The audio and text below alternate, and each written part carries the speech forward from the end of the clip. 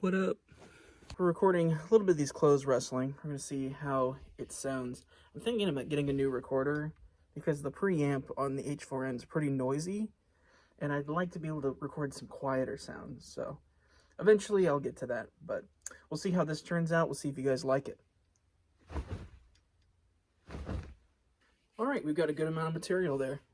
All right, today I recorded some samples of fabric movement, and I got a few whipping sound effects that sounded a lot like a cape, which is really cool. So what I did is pick out all the samples that have the best impact to them, separated them, gave them fades, and then I just gave them a little EQ to bring up the low frequencies because we wanted to have a nice heavy fabric sound. I also brightened the high frequencies just so you hear that really sharp whip of the fabric.